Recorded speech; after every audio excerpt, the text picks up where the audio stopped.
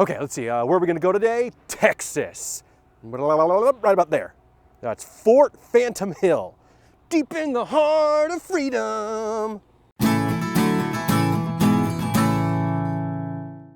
All right, so here we come. This is North Texas, or West Texas, depends on who you talk to from Texas, pretty much directly east of a little town called Hawley. Fort Phantom Hill. All right, so like mid-1800s, the military, in like 1851, they're going out and they're starting to build all of these forts along the frontier in West Texas, and they're trying to protect all of the settlers who are kind of encroaching on this land that, well, let's be honest, the Native Americans actually owned.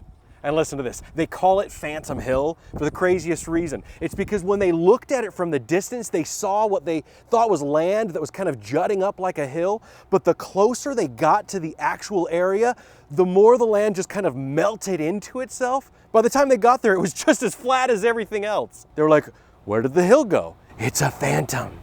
Now, all this land out here, this was the frontier. I'm talking about rough living. First of all, it's completely flat. There is basically no water out here. It is brutally hot in the summertime. And the trees that are here, they're not helping for any of that wind or sleet and ice they get in the wintertime. And you know what does like it when it gets really hot? Bugs. That doesn't even count the rattlesnakes. This is rattlesnake country. Needless to say, the troops, they weren't really that impressed. In fact, 7 days after arriving, there's a lieutenant, Clinton W. Lear, who wrote to his wife, and he wrote, "Everybody is disgusted. Indeed, I cannot imagine that God ever intended for white man to occupy such a barren waste." I love how proper we all used to speak as Americans. Nowadays, we would just write, "Dear sweetheart, this place blows." So the troops, well, they just built Fort Phantom Hill out of the materials that they had. But the timber that they wanted to use, it had to be hauled from 40 miles away. So the walls, they pretty much made out of mud. To try to stop from having to haul water from 4 miles away, that was the closest spring, they ended up digging an 80-foot well. That's pretty deep, but no luck. There was nothing there, no water. And almost all their supplies, you're talking about food and otherwise, that had to come from hundreds of miles away. All in all, it took them about 2 years, from the beginning when they very first started building, all the way till the time they said, yep, Fort Phantom Hill is complete. But here's the crazy thing. They didn't last after that even half as long as it took them to build it. In March of 1854, First Lieutenant, let's see, what was his name? It was Newton C. Givens. He's given command of the entire fort, right? He's in charge now. Well, 1 month later, April 1854, you're never gonna guess what happens. He gathers all of his troops together.